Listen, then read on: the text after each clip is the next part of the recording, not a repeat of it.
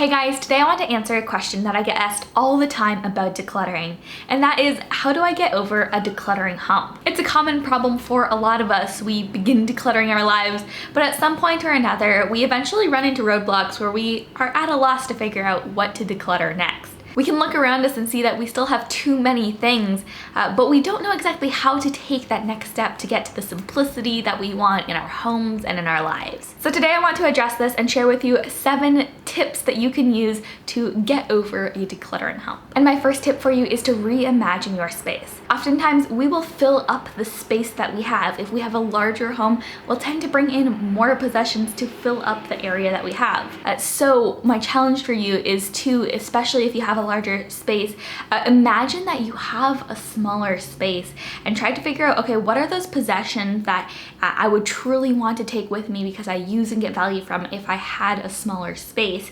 And that can be a really easy way of identifying some of those items that maybe are there only because they're in that space that you have. They're kind of just taking up space, not necessarily contributing to your happiness, fulfillment, usefulness. So you can imagine that you have a smaller space, but another great way to reimagine your space is also to consider what your ideal home or closet or whatever you're trying to declutter would look like. Once again, oftentimes we bring things into our lives fairly mindlessly without really considering how we want to use our items long term and whether or not they actually fit into that idea of the dream space or environment that we want to create. So once again, this can help you to identify things that may not be serving a ton of value in your life or that you don't want to take with you long term. So consider what your ideal space would look like, and if something fits into that, that's great, keep it. But if it doesn't fit into your long-term ideal of what you want to create, then that's a great candidate for decluttering. So number 1 is to reimagine your space. Number 2 is to find inspiration from lists. And there are some incredible lists out there of just tons of inspiration of things that you can declutter from your life. I know one of my most popular videos ever was me sharing a list of 100 things that you could declutter from your life. If you want to see it, I'll link that up right there. But the main point of this video was just to serve as inspiration for, if you need help decluttering, here are some ideas of things that you might be able to declutter from your life. Obviously, some of the items in these lists are going to bring you value and you're going to want to keep them, and that's fantastic. But the main purpose of decluttering lists is to serve as inspiration for situations where you might get into a decluttering rut and you're looking for ideas of additional things that you might have overlooked that you can go ahead and then declutter. Number 3 is one that I personally find extremely important, and that's to weigh how much you actually use something. I think it can sometimes be all too easy for us to get caught up in asking ourselves if we love something or if it sparks joy in us, that we forget to consider whether or not the item in our lives actually serves a useful purpose. Now, I'm not saying that absolutely everything in your life has to serve a useful purpose. I know there are plenty of things in my life that don't.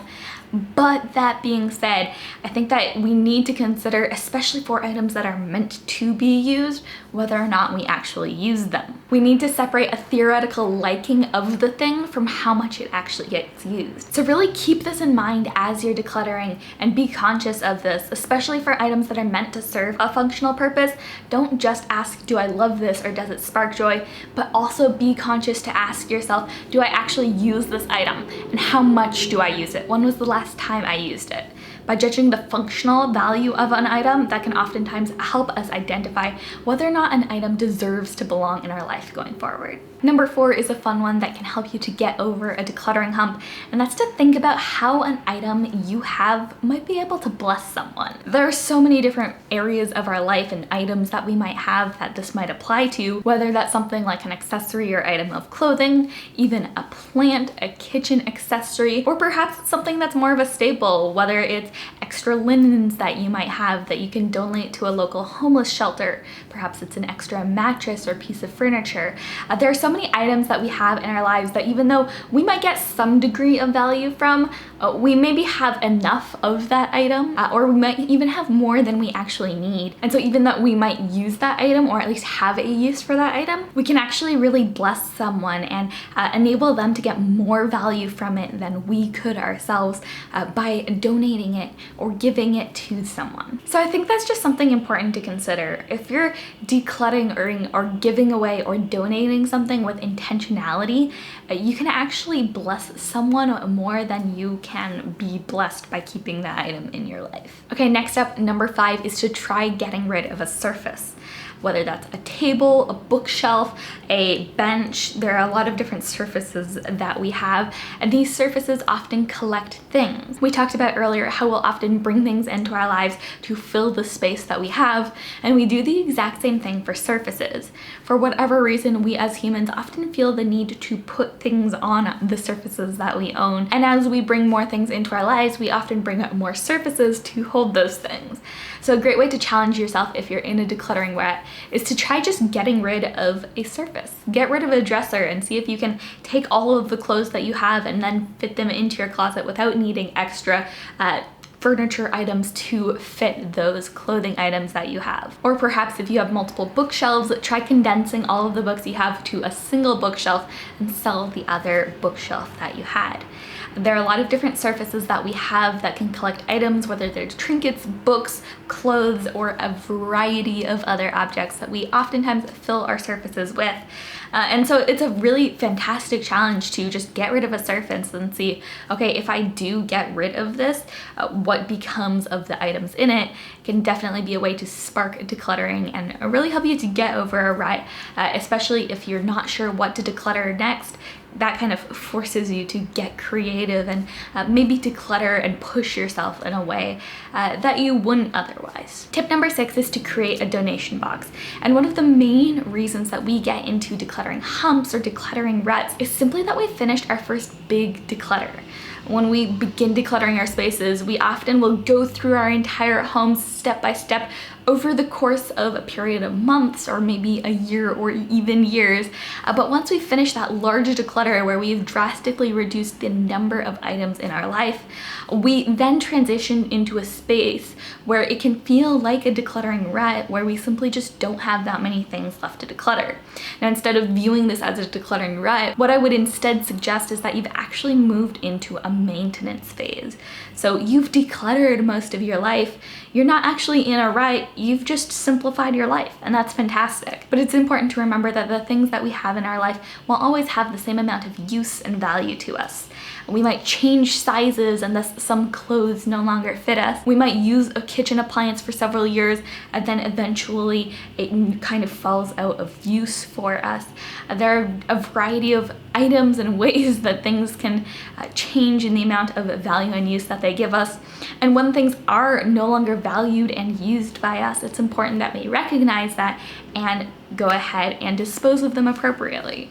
And that's exactly what the donation box is for. It's a great way to be able to create and maintain that simplified space that you've made for yourself. And my final tip kind of ties into the last one, and it's simply to consider the fact that the right amount of possessions is not the same for everyone. And what I mean is this. Oftentimes it's easy to compare the amount of possessions you have to the extreme minimalists of the world and say, oh, well, I feel like I have a good number of possessions that I love and use. I get value from the things that I own. But in comparison to this person who all of their things that they own is in a backpack, I have a ton of stuff. And to that I would say that's okay. I think it's important that you use and love the items in your life. But it is so important to remember that the amount of items that is true of is different for everyone. So yes, be intentional. Yes, declutter the items that aren't adding value to your life or that never get used. But also remember that an intentional number of possessions is different for everyone. For some people, having everything that they own being able to fit in a backpack is intentional, and that's fantastic. But at the same time, for others, having everything fit into a standard sized home that is free from clutter but still full of intentional possessions is also intentional. And so it's important not to compare yourself to others as you're figuring out, oh, am I in a decluttering rut simply because I still have things in my life? Maybe if those items are not intentionally thought through, or you've just kind of accumulated them over the years without considering what actually adds value to your life, yes, maybe you can continue to declutter and you are in a decluttering rut and just need some inspiration to get over that. but also consider the fact that maybe you just have the right number of possessions for you. And you can't compare yourself to others to figure out what that number of possessions should be. I'm not here to tell you you should own 500, 1,000, 10,000 items. I want you to figure out what that number is for you. Don't actually count them, but figure out what amount of possessions works well for you in your life, in your situation, with your family structure or anything like that. And if you've reached a comfortable place, just consider the fact that you may not be in a decluttering rut, but you're actually where you're supposed to be. Okay guys, well I hope this gives you some ideas and inspiration on how you can get out of a decluttering rut or identify if you're even actually in one. But if you have ever felt like you have nothing left to declutter, I hope that this will leave you with some great ideas for how you can take some next steps to kind of get over that and move on to the next decluttering milestone in your life. I hope you guys enjoyed this video though. Let me know down below if you guys had any other tips on how to get over a decluttering rut, or if you've experienced one yourself, how you personally got over it. I'd love to hear your story, and I'm sure everybody else would appreciate any other tips that you guys have to share. So definitely share those in the comments down below. And also, if you guys are new to my channel, hi, my name is Ashlynne, and I make videos every single week on this channel about minimalism and intentional living. So if that sounds interesting to you, definitely be sure to hit that subscribe button down below. But that's everything I have for you guys today. I love you guys all so much, and I'll see you in the next one. Bye.